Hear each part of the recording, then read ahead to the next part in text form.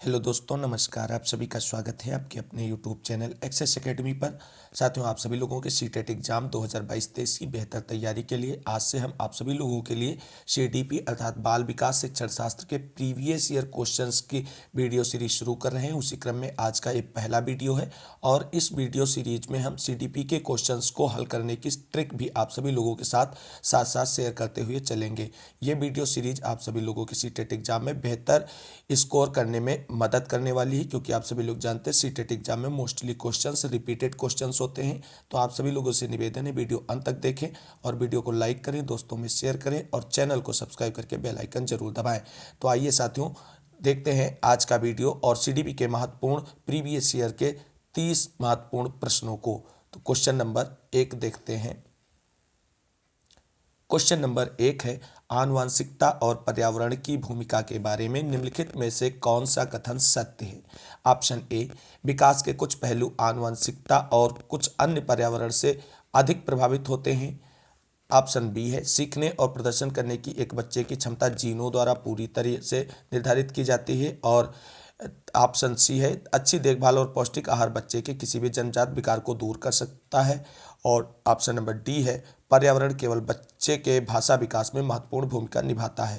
तो साथियों, यहाँ से अगर हमें क्वेश्चन नहीं आता है तब भी हम क्वेश्चन को कर सकते हैं। देखिए, सीखने और प्रदर्शन करने के बच्चे की क्षमता जीनों द्वारा पूरी तरीके से निर्धारित की जाती है, तो ये बिल्कुल गलत हो गया। जीनों की तरीके से पूरी तरीके से नहीं निर्धारित की जा सकती। अच्छी देखभाल और पौष्टिक आहार बच्चे के किसी भी जन्मजात विकार को दूर कर सकता है, ये भी बिल्कुल गलत है। किसी भी जन्मजात विकार को दूर नहीं कर सकता। इसमें आप सभी लोग देख सकते हैं केवल नेगेटिव टैग वर्ड लगा है और सही क्वेश्चन सत्य कथन पूछा गया, तो ये भी गलत हो जाएगा। इस प्रकार इस प्रश्न का जो राइट आंसर होगा ऑप्शन नंबर 1 हो जाएगा। विकास के कुछ पहलू आनुवंशिकता और कुछ पर्यावरण से प्रभावित होते हैं। अगला क्वेश्चन देखते हैं। क्वेश्चन नंबर 2 है, निम्नलिखित में से कौन सा कथन पियाजे के सिद्धांत के अनुसार कहा नहीं जा सकता है? ऑप्शन ए, विकास गुणात्मक चरणों में होता है। ऑप्शन बी, बच्चे अपनी दुनिया के बारे में ज्ञान का निर्माण और उपयोग करते हैं। ऑप्शन सी है, निरंतर अभ्यास से अधिगम होता है। और ऑप्शन डी, बच्चे अपने पर्यावरण पर क्रिया करते हैं। तो साथियों, इस प्रश्न में राइट आंसर क्या होगा? नहीं पूछा गया है, तो इस प्रश्न का राइट आंसर होगा ऑप्शन नंबर सी, निरंतर अभ्यास से अधिगम होता है। ये कथन जीन पियाजे से सिद्धांत से संबंधित नहीं है। अगला क्वेश्चन देखते हैं। निम्नलिखित में से कौन सी पूर्व संक्रियात्मक विचार की एक सीमा नहीं है? तो साथियों, आप सभी लोग इस प्रश्न का राइट आंसर कमेंट करें। तो पूर्व संक्रियात्मक अवस्था में जो विचार की सीमा है वो होता है, आप सभी का 1 हो जाएगा, सी हो जाएगा और डी हो जाएगा। यानी आपका 2 नंबर का ऑप्शन नहीं होगा और नहीं ही पूछा गया है, तो इस हिसाब से इस प्रश्न का राइट आंसर ऑप्शन नंबर 2 हो जाएगा। कौन सा? Option number 2। अगला क्वेश्चन देखते हैं।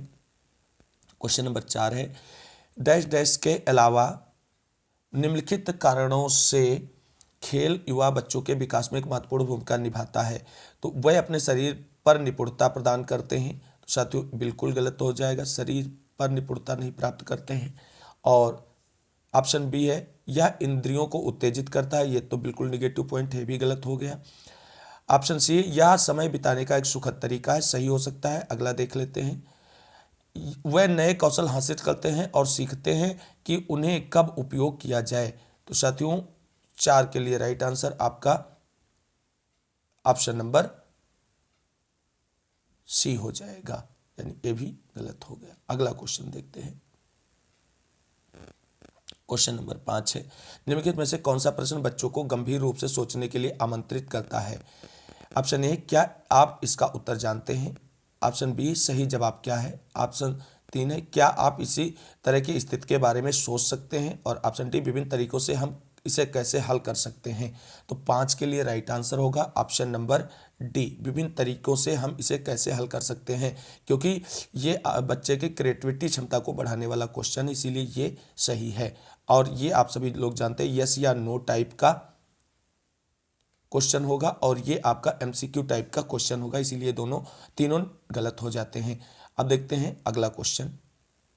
क्वेश्चन नंबर 6 है, निम्नलिखित में से कौन सा विकल्प प्रगतिशील शिक्षा का सबसे अच्छा वर्णन करता है?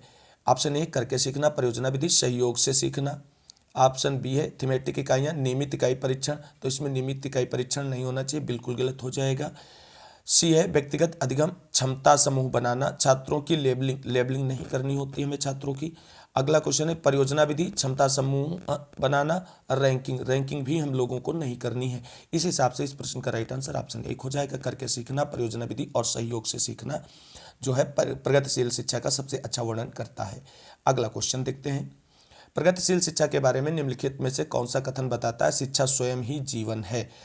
तो साथियों देखते हैं इस प्रश्न के कौन सा ऑप्शन सही होगा। ऑप्शन 1 है स्कूल शिक्षा को यथासंभव लंबे समय तक जारी रखना चाहिए, बिल्कुल गलत है, लंबे समय तक नहीं जारी रखना है। बी है स्कूलों की आवश्यकता नहीं, बच्चे अपने जीवन के अनुभवों से सीखते हैं, बिल्कुल गलत हो जाएगा, विद्यालयों की आवश्यकता क्यों नहीं है।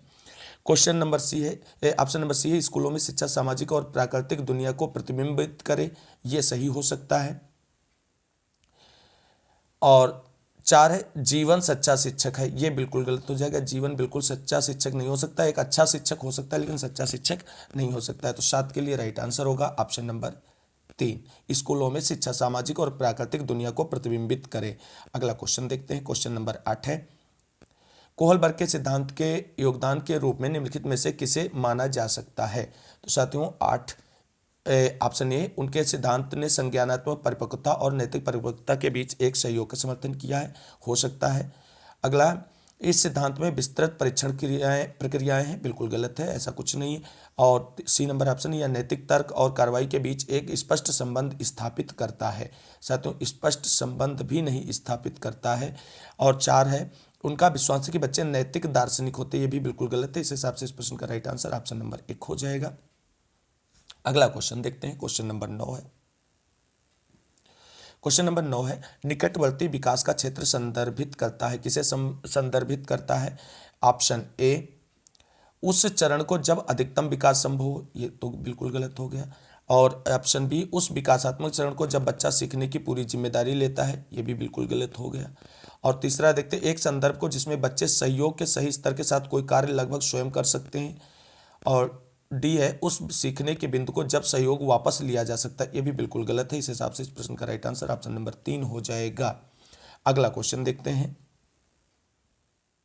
क्वेश्चन नंबर 10 है एक उभयलिंगी व्यक्तित्व क्या प्रदर्शित करता है। तो इस प्रश्न के लिए राइट आंसर होगा ऑप्शन नंबर बी, एक उभयलिंगी व्यक्तित्व में आमतौर पर माने गए मर्दाना और स्त्री गुणों का समायोजन होता है। ये सभी ऑप्शन इसमें गलत है। अगला क्वेश्चन देखते हैं, क्वेश्चन नंबर 11 है बच्चे डैश डैश को छोड़कर अन्य सभी के द्वारा लिंग भूमिकाएं ग्रहण करते हैं। Option a media, option b समाजीकरण, ऑप्शन सी संस्कृति, ऑप्शन डी ट्यूशन। तो साथियों 11 के लिए राइट आंसर जो है ट्यूशन को छोड़कर, यानी ऑप्शन नंबर डी राइट हो जाएगा। इसको छोड़कर अन्य सभी के द्वारा लिंग भूमिकाएं ग्रहण करते हैं। अगला क्वेश्चन देखते हैं, क्वेश्चन नंबर 12 है मानकीकृत परीक्षणों की आलोचना में से एक यह है कि, अब 12 के लिए राइट आंसर क्या होगा। साथियों देखते हैं वह मुख्य रूप से मुख्यधारा की संस्कृति का प्रतिनिधित्व करते इसलिए पक्षपाती हैं, आलोचना पूछी गई। ऑप्शन बी उनकी भाषा को समझना मुश्किल है, ये भी सही हो सकता है, ये सही है। सी है परीक्षण बड़ी आबादी पर लागू नहीं किए जा सकते हैं, ये भी सही है। और ऑप्शन डी वह बच्चे की क्षमता की स्पष्ट तस्वीर नहीं देते, ये भी सही है। तो इसमें पूछा गया आलोचना में से एक या है, तो आलोचना करने वाले कथनों में से, तो इस हिसाब से इस प्रश्न का right answer option number A हो जाएगा।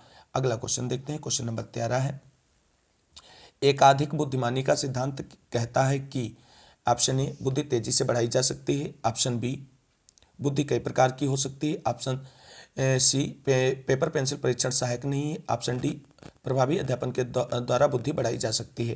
तो साथियों क्वेश्चन नंबर 13 का राइट आंसर तो आप सभी लोग जानते हैं, ये डी वाला ऑप्शन बिल्कुल गलत है, ये भी बिल्कुल गलत है। और बुद्धि तेजी से बढ़ाई जा सकती है, ये भी बिल्कुल गलत है। इस हिसाब से क्वेश्चन नंबर 13 जो है इसका आप सभी लोग राइट आंसर क्या हो जाएगा, ऑप्शन नंबर बी बुद्धि कई प्रकार की हो सकती है। अगला क्वेश्चन देखते हैं, क्वेश्चन नंबर 14 है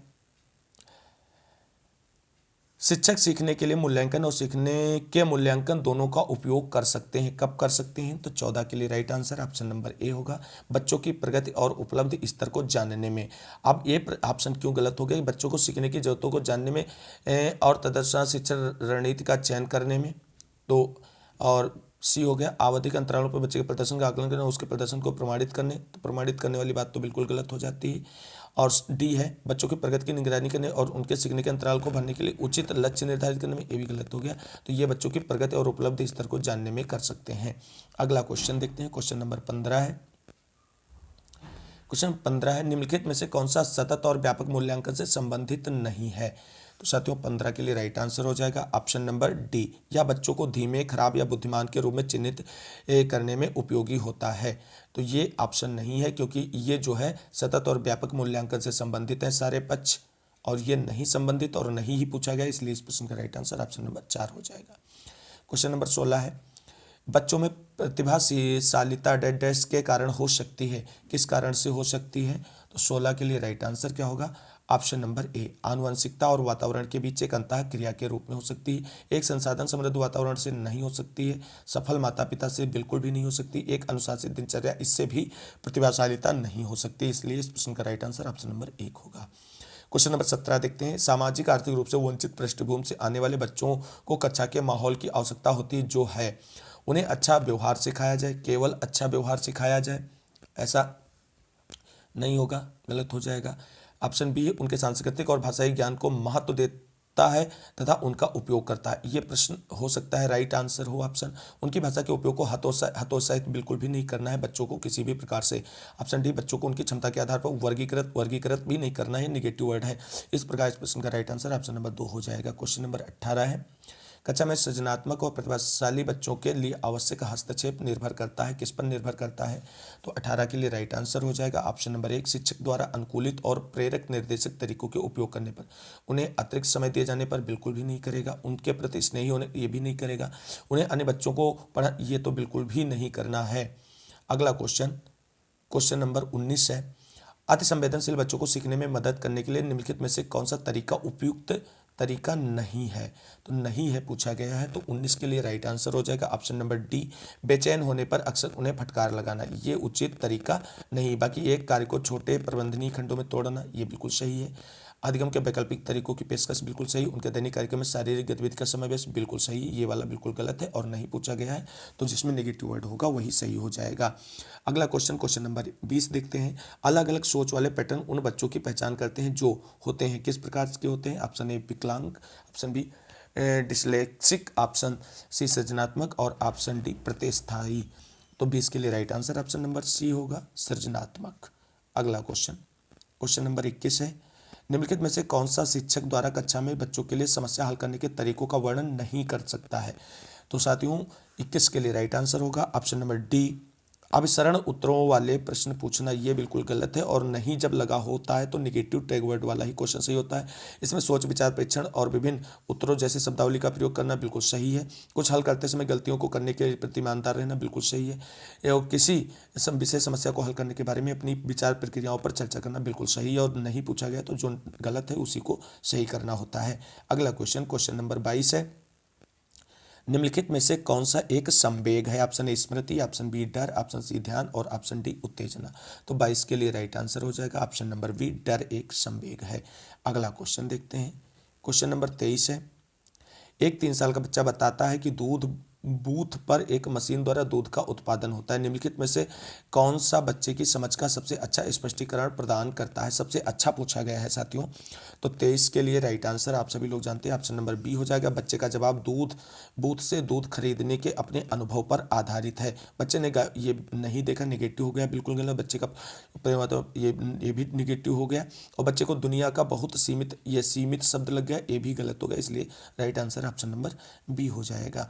अगला क्वेश्चन देखते हैं, क्वेश्चन नंबर 24 है, निम्नलिखित में से कौन सा शिक्षक की भूमिका का सबसे अच्छा वर्णन करता है? तो 24 के लिए right answer option number D हो जाएगा, आराम के लिए जगह बनाना, जहां बच्चे संवाद और पूछताछ के माध्यम से सीखते हैं।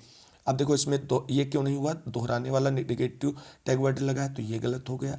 से एक शिक्षक को निर्धारित पाठ्यपुस्तक का पालन करना चाहिए, ये बिल्कुल गलत है, क्योंकि बाहरी जीवन का ज्ञान भी देना चाहिए बच्चों को। और पहला ऑप्शन क्यों गलत है, कक्षा में शिक्षक की सबसे महत्वपूर्ण भूमिका अनुशासन को बनाए रखना, ऐसा बिल्कुल भी जरूरी नहीं है। अगला क्वेश्चन देखते हैं, क्वेश्चन नंबर 25 है, निम्नलिखित में से कौन सी कक्षा समृद्ध शिक्षा को प्रोत्साहित करती है? 25 के लिए राइट आंसर होगा ऑप्शन नंबर बी, वह कक्षा जिसमें खुली गतिविधि कोने हों और विभिन्न प्रकार के बाल सहित खुली ताक यानी शेल्फ में रखी हों जो दिन के किसी भी समय प्राप्त किए जा सकें। अगला क्वेश्चन देखते हैं। क्वेश्चन नंबर 26 है, निम्नलिखित में से कौन सा कक्षा में पाठ्य पुस्तकों की भूमिका का सबसे अच्छा वर्णन करता है? तो 26 के लिए राइट आंसर हो जाएगा ऑप्शन नंबर ए, वह कक्षा में उपलब्ध संसाधन और संदर्भ सामग्री में से एक है। अब अगला क्वेश्चन देखते हैं। क्वेश्चन नंबर 27 है, राष्ट्रीय पाठ्यचर्या फ्रेमवर्क 2005 ने अपनी समझ डैश डैश से प्राप्त की। किससे प्राप्त की है? ऑप्शन ए मानवतावाद से, ऑप्शन बी व्यवहारवाद से, ऑप्शन सी रचनावाद से, ऑप्शन डी संज्ञानात्मक सिद्धांत से। तो 27 के लिए जो राइट आंसर है ऑप्शन नंबर सी है, रचनावाद से प्रभावित है और प्राप्त की अपनी समझ को। अगला क्वेश्चन, क्वेश्चन नंबर 28 है, कक्षा में बच्चों को प्रेरित समझा जा सकता है यदि बच्चे क्या करते हैं? तो साथियों 28 के लिए right answer option number D होगा, वह शिक्षक से स्पष्टीकरण प्राप्त करने के लिए प्रश्न पूछते हैं। अब देखो नियमित वाली ये भी गलत हो गया, अनुशासन बनाए रखना बिल्कुल गलत है और ये भी निगेटिव वर्ड से जुड़े हुए हैं, इसलिए ऑप्शन गलत है। क्वेश्चन नंबर 29 है, निम्नलिखित में से कौन सा बच्चों में अधिगम्य सुधार करने के लिए सबसे अधिक उपयुक्त है? तो 29 के लिए राइट आंसर है ऑप्शन नंबर डी, शिक्षकों को वास्तविक जीवन स्थितियों पर बच्चों को एक दूसरे के साथ बातचीत करने में मदद करनी चाहिए। अगला क्वेश्चन और आज के वीडियो का अंतिम क्वेश्चन है साथियों, क्वेश्चन नंबर 30 है, अनुशासन जो अधिगम वातावरण में एक महत्वपूर्ण भूमिका निभाता है किस तरह की मदद करता है? तो 30 के लिए राइट आंसर होगा ऑप्शन नंबर डी, बच्चों को उनके पाठ रटकर याद करने में। अगला क्वेश्चन ये थे आज के सीडीपी के 30 महत्वपूर्ण प्रश्न जो प्रीवियस ईयर के पेपर से लिए गए थे। उम्मीद है आप सभी लोगों की आगामी सीटेट एग्जाम में ये वीडियो आप सभी लोगों के लिए काफ़ी हेल्पफुल होगा। अगर वीडियो अच्छी लगी हो तो प्लीज़ वीडियो को लाइक करें, दोस्तों में शेयर करें और आगे की तैयारी को फ्री ऑफ कॉस्ट जारी रखने के लिए चैनल को सब्सक्राइब करके बेल आइकन जरूर दबाएं। इस वीडियो को अंत तक देखने के लिए आप सभी साथियों को तहे दिल से शुक्रिया, बहुत बहुत धन्यवाद। मिलेंगे अगली वीडियो में नेक्स्ट प्रैक्टिस सेट के साथ, तब तक के लिए सभी साथियों को जय हिंद, जय भारत, वंदे मातरम। आप सभी साथियों का दिन शुभ हो।